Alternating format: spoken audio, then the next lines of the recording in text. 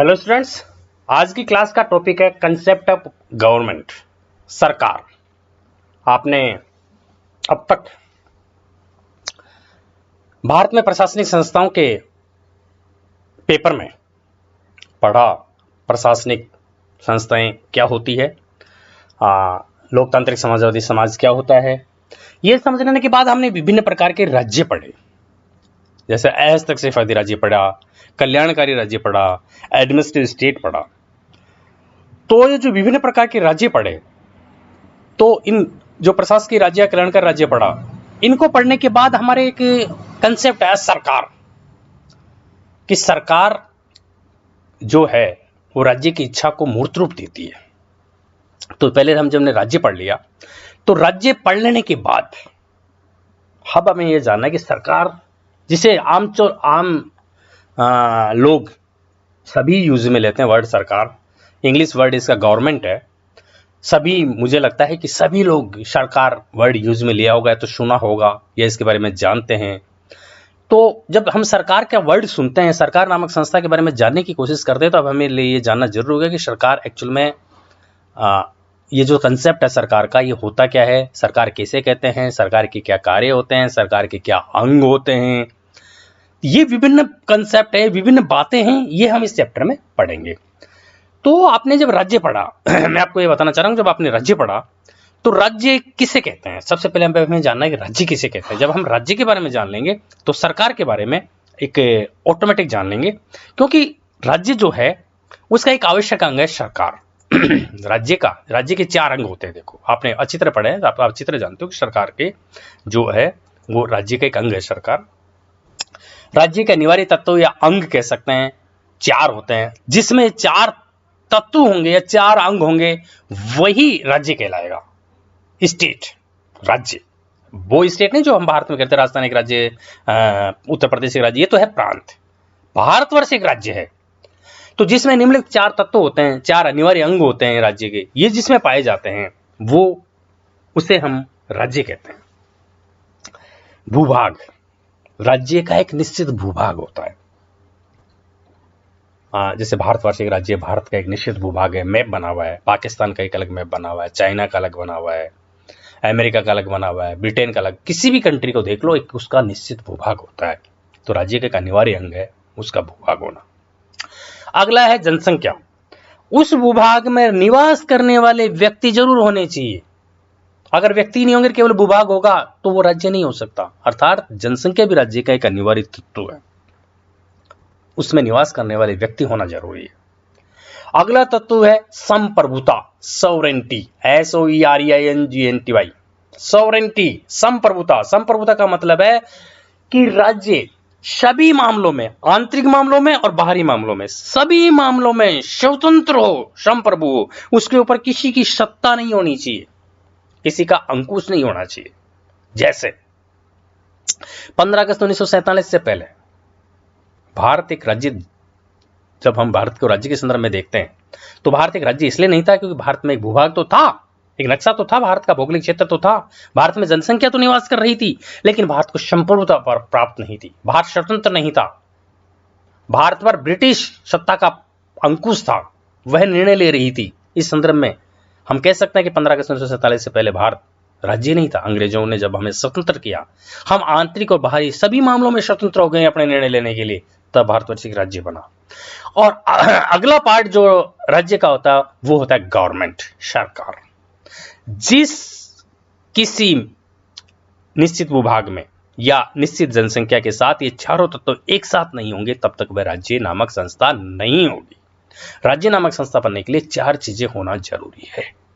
निश्चित भूभाग होना चाहिए, जनसंख्या होनी चाहिए, उस जनसंख्या को संप्रभुता प्राप्त होनी चाहिए, और उसकी एक सरकार होनी चाहिए, गवर्नमेंट होना चाहिए।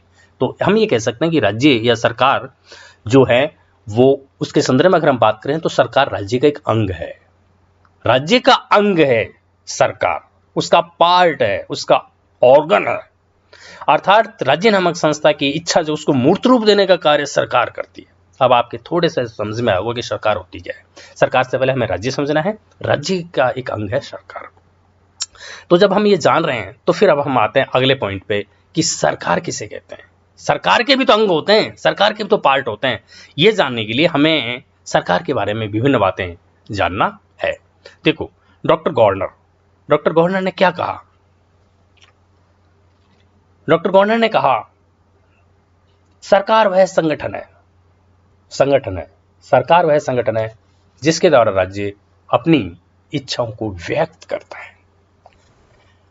सरकार वह संगठन है जिसके द्वारा राज्य अपनी इच्छाओं को व्यक्त करता है। राज्य की क्या इच्छाएं हैं? सामाजिक, आर्थिक, राजनीतिक क्षेत्र में क्या कार्य करने की उसकी इच्छा है, जिसके माध्यम से राज्य आदेश देता है तथा विषयों का संचालन करता है। तीनों कार्य करता है राज्य।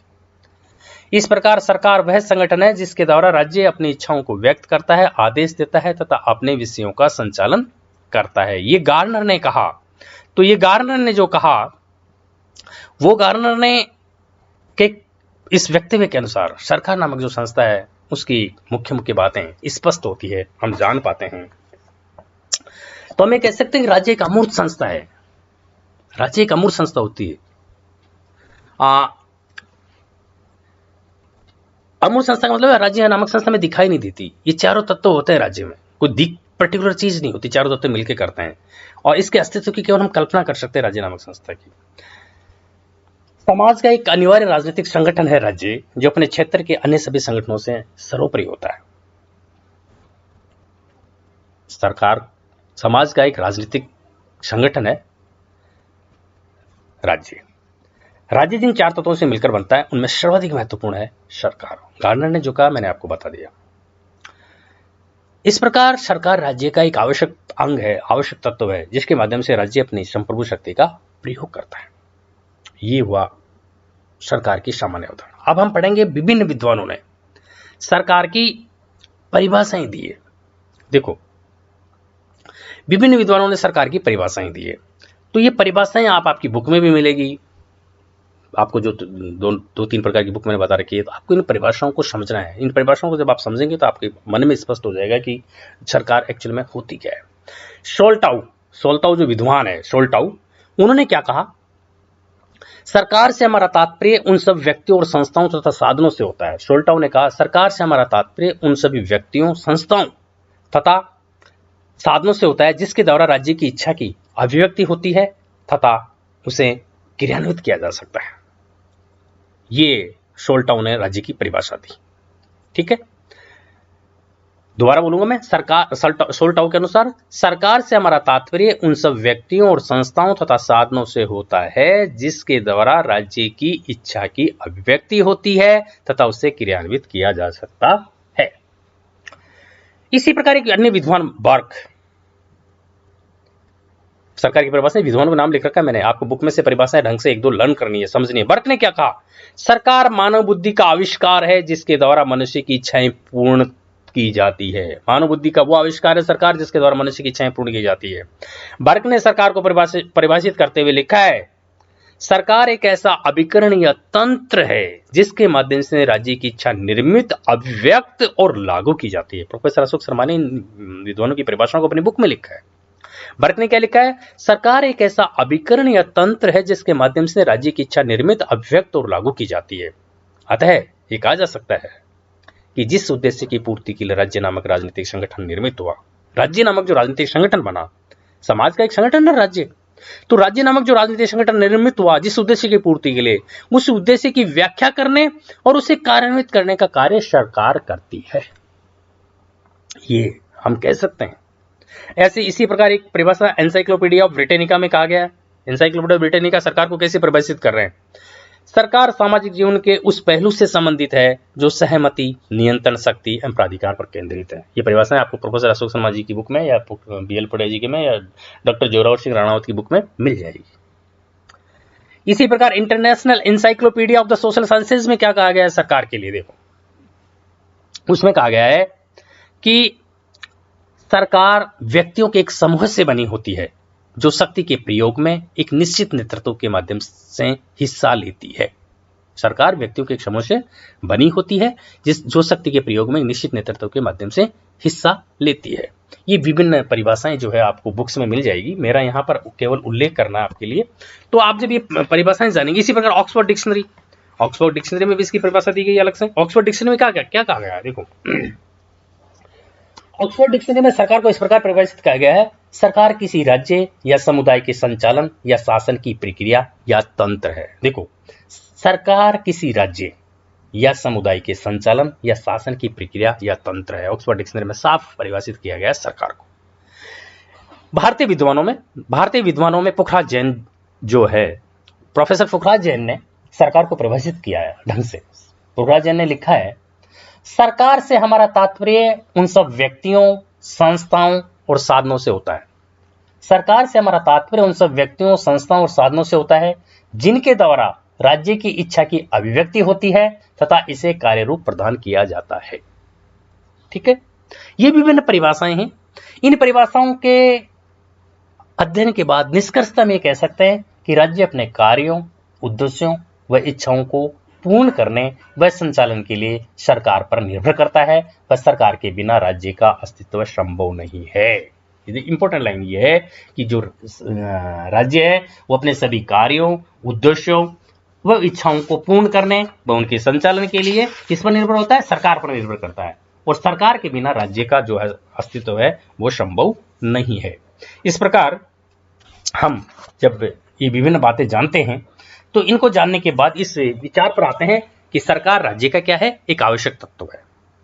यह राज्य का कार्यवाहक यंत्र है जो राज्य की इच्छा को निर्धारित, व्यक्त तथा क्रियान्वित करता है।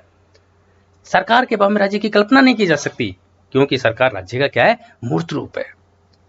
सरकार राज्य का मूर्त रूप है। सरकार को राज्य की आत्मा कहा जा सकता है। यह सरकार का एक महत्वपूर्ण अंग है। सरकार राज्य का वह यंत्र है जिसके ऊपर राज्य के कानून बनाने, उन्हें क्रियान्वित करने और उनकी व्याख्या करने का दायित्व है। देखो, सरकार के 3 कार्य बता दिए। सरकार के कितने कार्य होते हैं? 3 कार्य होते हैं। अब 3 कार्यों के आधार पर सरकार के भी 3 अंग होंगे।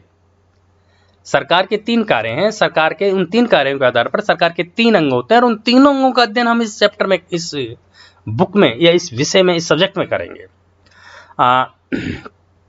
जो सरकार के 3 कार्य मैंने बताए आपको, वो कार्य जो है वो क्या है? सरकार के 3 प्रमुख कार्य हैं क्या?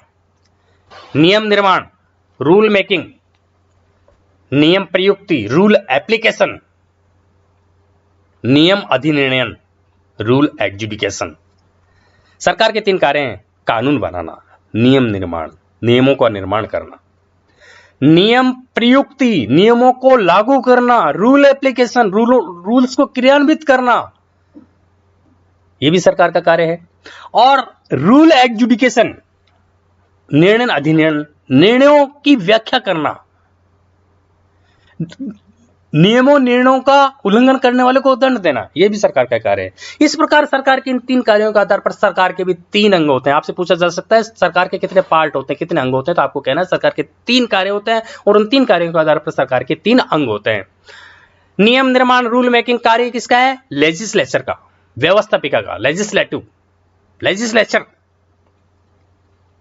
का है। ये हम अगले क्लास में पढ़ेंगे लेजिस्लेचर के कितने पार्ट, कितने टाइप्स होते हैं, क्या कार्य करते हैं। तो पहला अंग हुआ व्यवस्थापिका, रूल मेकिंग का कार्य करने वाले। दूसरा अंग हुआ नियम प्रयुक्ति, रूल एप्लीकेशन का कार्य करने वाला, एग्जीक्यूटिव पार्ट सरकार का, नियमों को प्रयुक्त करने वाला। और तीसरा है नियम अधिनिर्णय, रूल एडजुडिकेशन, जुडिशियरी, न्यायपालिका। इस प्रकार व्यवस्थापिका, कार्यपालिका और न्यायपालिका सरकार के 3 अंग होते हैं। सरकार के 3 अंग हैं, 3 अलग अलग कार्य करते हैं। इनके आधार पर एक सिद्धांत है, शक्ति पृथक्करण का सिद्धांत। शक्ति पृथक्करण का जो सिद्धांत है वो आपको समझना है सरकार के इन सभी विभिन्न कार्यों को जान लेने के लिए। देखो, निष्कर्ष में मैं आऊंगा, शक्ति पृथक्करण का सिद्धांत आपको ढंग से मैं समझा पाऊंगा। शक्ति पृथक्करण के सिद्धांत के प्रमुख प्रतिपादक मॉन्टेस्क्यू है। आपको पहले तो देखना है कि शक्ति पृथक्करण का जो आधार है, वो शक्ति पृथक्करण का जो सिद्धांत दिया वो मॉन्टेस्क्यू ने दिया। ये आपको याद रखना है थोड़ा सा कि शक्ति पृथक्करण होता क्या है, मैं आपको बता दूंगा। एक्चुअली में 1748 में फ्रांसीसी विचारक मॉन्टेस्क्यू, उन्होंने अपनी पुस्तक esprit of laws, spirit of laws, उसकी बुक का नाम है मॉन्टेस्क्यू का स्पिरिट ऑफ लॉज। 1748 में उन्होंने बुक लिखी, उसमें उन्होंने शक्ति पृथक्करण का सिद्धांत बताया, ठीक है, जिसको हम कह सकते हैं सेपरेशन ऑफ पावर। ये शक्ति पृथक्करण का जो सिद्धांत है इसका नाम है सेपरेशन ऑफ पावर, शक्ति पृथक्करण का सिद्धांत। तो शक्ति पृथक्करण का सिद्धांत क्या है? हम ये कहते हैं कि सरकार अनेक कार्यों का निष्पादन करती है, मुख्य रूप से उसके 3 कार्य हैं, लेकिन राजनीति विज्ञान के विद्वान कहते हैं कि उसके इन 3 कार्यों को अलग अलग अंगों को दिया जाना चाहिए। ये जो अलग अलग अंगों को दिया जाना वाला कार्य है, ये शक्ति पृथक्करण का सिद्धांत है। इसके प्रमुख प्रतिपादक मैंने बता दिया कि मोंटेस्क्यू। ये सिद्धांत शक्ति पृथक्करण का जही नाम हुआ मोंटेस्क्यू के नाम से जुड़ा हुआ है। यद्यपि इस सिद्धांत का समर्थन, यानी कि शक्ति पृथक्करण के सिद्धांत का समर्थन मोंटेस्क्यू के पूर्व के लेखकों ने भी किया और बाद के लेखकों ने भी किया है। प्रमुख विद्वान जिन्होंने शक्ति पृथक्करण के सिद्धांत का वर्णन किया है उनमें हम नाम ले सकते हैं अरस्तु, Cicero, Polybius, Jean Bodin, John Locke, Blackstone, Madison और हैमिल्टन। जीन बोधा, उन्होंने तो 16वीं शताब्दी में अपनी एक बुक लिखी थी जीन बोधा ने, उसका नाम था डी रिपब्लिका। उसमें उन्होंने कहा था जीन बोधा ने, यदि राजा स्वयं ही विधि निर्माता और न्यायाधीश दोनों हो जाएं तो निर्दयी राजा निर्दयतापूर्वक दंड व्यवस्था करेगा। कि राजा ही अगर विधि का निर्माण भी राजा ही करेगा और न्यायाधीश भी राजा हो जाएगा तो वो निर्दयी राजा निर्दयतापूर्वक दंड का व्यवस्था करेगा। अर्थात उन्होंने कहा कि तीनों कार्य अलग अलग व्यक्तियों द्वारा किए जाने चाहिए। जॉन लॉक ने क्या कहा था, यदि विधि निर्माता ही विधि की जांच करे तो इससे स्वार्थपूर्ण उद्देश्य की ही पूर्ति होती है, और यदि विधि निर्माता ही न्याय करने वाला बन जाए तो उससे अत्याचार की आशंका भी बन जाती है। ठीक है, ये विभिन्न विद्वान है मोंटेस्क्यू क्या हो रहा। मोंटेस्क्यू के लिए इस शक्ति पृथक्करण के सिद्धांत में आपको इतना सा जानना है, छोटा सा क्वेश्चन पूछा जा सकता है, आप शक्ति पृथक्करण के सिद्धांत से क्या समझते हैं। तो मोंटेस्क्यू ने क्या किया, शासन के मुख्य कार्यों के आधार पर इन्हें 3 भागों में विभाजित करने की अनुशंसा की, जिसमें व्यवस्थापिका को उन्होंने नियम निर्माण का, विधि निर्माण का कार्य दिया, कार्यपालिका को विधि के कार्यान्वयन का कार्य दिया और न्यायपालिका को विधि की व्याख्या अथवा उल्लंघन करने वाले को दंड और न्याय हेतु अधिकृत किया। मोंटेस्क्यू ने शासन की न केवल इन 3 शक्तियों को पृथक पृथक रखने का सुझाव दिया, बल्कि यह भी कहा कि उनका संचालन भिन्न भिन्न व्यक्तियों या व्यक्ति समूह द्वारा होना चाहिए। उसने कहा मोंटेस्क्यू ने कि अलग अलग संस्थाओं द्वारा या अलग अलग व्यक्ति समूह द्वारा इनका संचालन होना चाहिए, क्योंकि यदि तीनों शक्तियों का कुछ ही हाथों में एकत्रीकरण हो जाएगा तो सर्वनाश निश्चित है कि तीनों कार्य एक ही संस्था द्वारा नहीं होने चाहिए, अलग अलग कार्य करने चाहिए। मोंटेस्क्यू का विचार भी था कि यदि तीनों शक्तियों के एक ही निकाय में केंद्रित हो जाने से मानव की स्वतंत्रता खतरे में पड़ जाएगी, इसलिए उसने सरकार के तीनों कार्यों को 3-3 पृथक निकायों के द्वारा संपन्न किए जाने का सिद्धांत प्रतिपादित किया, और यही शक्ति पृथक्करण का सिद्धांत कहलाता है। ठीक है, जो मोंटेस्क्यू ने प्रतिपादित किया वो ये सिद्धांत ये था कि सरकार के जो 3 प्रकार के कार्य हैं वो अलग अलग 3-3 व्यक्तियों द्वारा, समूह द्वारा किए जाने चाहिए, और उन 3 प्रकार के समूह द्वारा जो कार्य किए जाएंगे तो मानव की स्वतंत्रता खतरे में नहीं पड़ेगी। लेकिन हम देखते हैं वर्तमान राजनीतिक व्यवस्था में जो विभिन्न राजनीतिक संरचनाएं कार्यरत होती है और वो बहुकार्य कार्य करती है, अलग अलग कार्य करती है।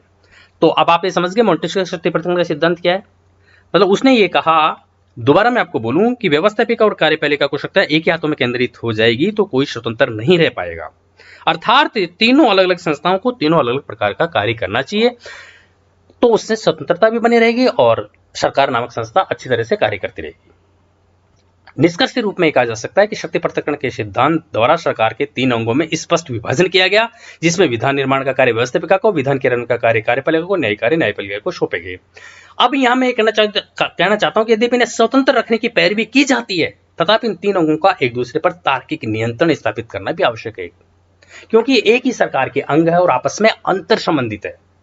वर्तमान में लगभग संपूर्ण विश्व में इस सिद्धांत के अनुरूप वर्तमान में विश्व में सरकार का जो 3 अंग है वो मिलकर ही कार्य कर रहे हैं। आपको ये समझना है। आप शक्ति पृथक्करण सिद्धांत समझ गए ना, 3 प्रकार के अंग है सरकार के, और तीनों अलग अलग 3 प्रकार के कार्य, तीनों अलग अलग अंगों को समूह को दिया जाना चाहिए, लेकिन और आपस में उनमें अंतर संबंधित तो होने चाहिए, वो एक दूसरे के कार्यों में हस्तक्षेप नहीं करना चाहिए। यह है शक्ति पृथक्करण का सिद्धांत। वर्तमान विश्व में सिद्धांत के अनुरूप सरकार का संगठन है, 3 अंगों को मिलाकर ही किया गया है। हर राज्य में 3 प्रकार के अंग हैं सरकार के, व्यवस्थापिका, कार्यपालिका और न्यायपालिका। इनमें तार्किक नियंत्रण है, अंतर संबंधित है। आपको भारत के संदर्भ में देखें तो अब कुछ कार्य ऐसे होते हैं जो अंतर मिश्रित है, जैसे कार्यपालिका है। कार्यपालिका विधान निर्माण का कुछ कार्य कर रही है, हम डेलीगेटेड लेजिस्लेशन कई बार पढ़ चुके हैं। कार्यपालिका कुछ न्यायिक कार्य भी कर रही है, कौन सा, ट्रिब्यूनल्स के बारे में हम जान चुके हैं। लेकिन फिर भी ये माना जाता है कि आदर्श सरकार वो होगी जो तीनों अंग अपना अलग अलग कार्य करें। तो ये हो गई सरकार। सरकार का कंसेप्ट आपके क्लियर हो गया। सरकार के कंसेप्ट में जो अगला सरकार का जो एक अंग है व्यवस्थापिका, ये हमारी अगली क्लास में हम इसको डिटेल से ढंग से पढ़ेंगे। तो ये जो विभिन्न कंसेप्ट है, इसके आधार पर सरकार नामक संस्था का जो अवधारणा है वो आपके दिमाग में स्पष्ट हो गई, और आपको इस जानने के बाद व्यवस्थापिका जो विधान निर्माण का कार्य करने वाला अंग है, इसके बारे में डिटेल से हम आगे पढ़ेंगे।